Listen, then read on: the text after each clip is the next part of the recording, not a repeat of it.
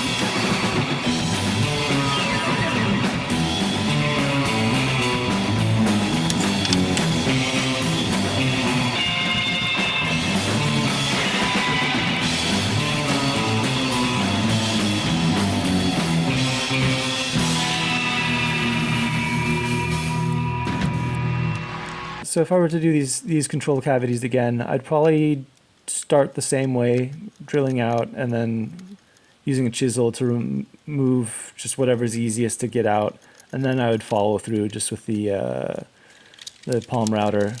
I think that would be the fastest way to do it, actually. And so I actually did end up cleaning up these cavities with the trim router a little bit. I'm really digging how that's looking with all that chrome. I'm gonna have to do a chrome nameplate on the headstock to match, I think.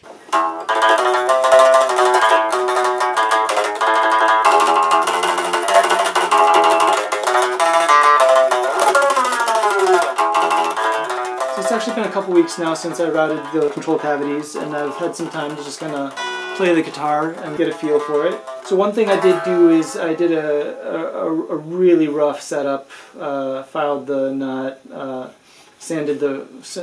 leveled the frets, and just intonated and adjusted the bridge height, and got, the action's decent. But one thing that keeps happening is with the changes in humidity, the bow changes quite a bit. So I'm hoping once I finish the neck that will start to alleviate, because it's really bad. Like, I've got another guitar, I've got an Epiphone Casino that I play a lot, and I bring it between places that are hot and cold, and that thing is just stays in tune for months and months. I don't have to touch it. So this is really really sensitive to those changes. And I'm thinking, actually, instead of doing like a lacquer, or like one of these traditional guitar neck finishes, I want to do like people did on in the olden days on tool handles and like gun stocks. Because I have a bunch of pine tar that I use on my summer cottage on the siding.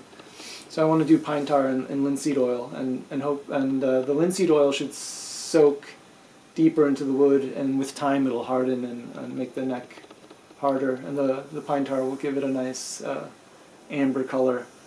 So yeah, because I don't really want this totally white maple look. I like the kind of yellowed, older look on the necks.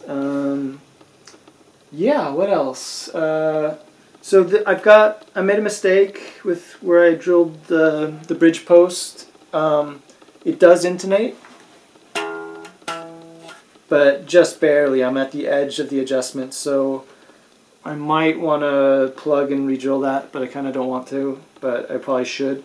And then another thing that I don't want to do, but I probably should, is there's somehow this gap. There's a little gap right here, so it's the neck pocket didn't end up perfect. It's uneven, so I should make a jig to really just make that perfect.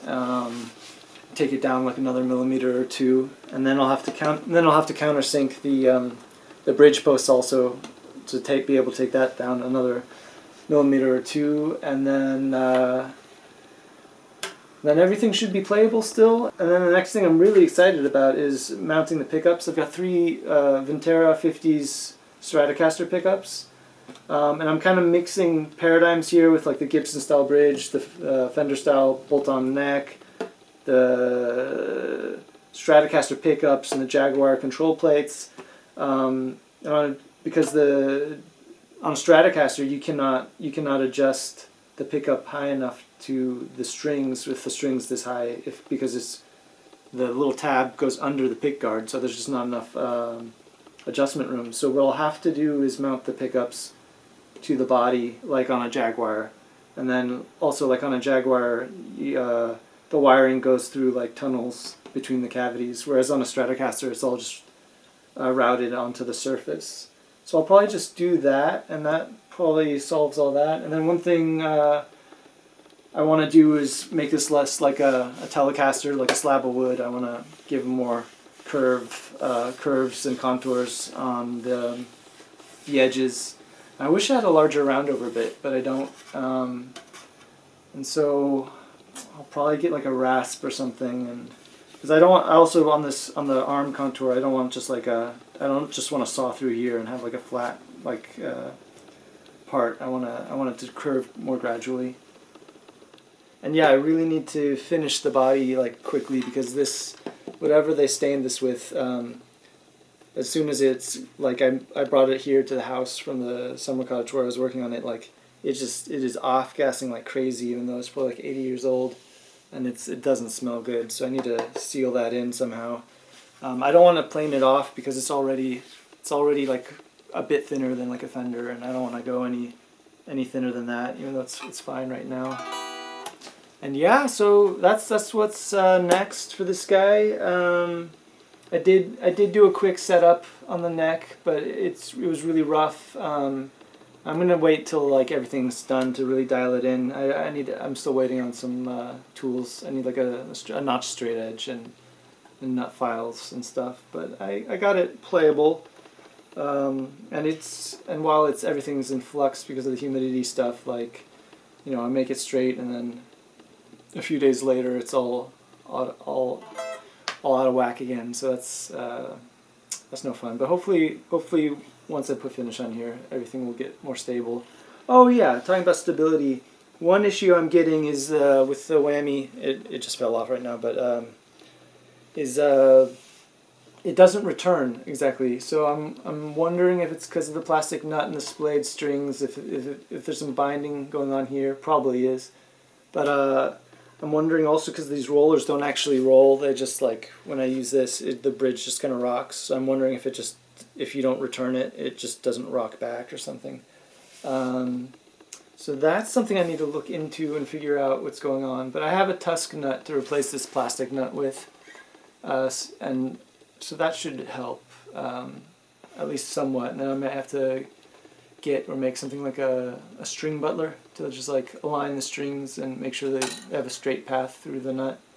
I'm super excited to just get the pickups mounted and get a sound out of this thing, plug it into an amp. Fingers crossed everything goes well. Yeah, all right. Until next time.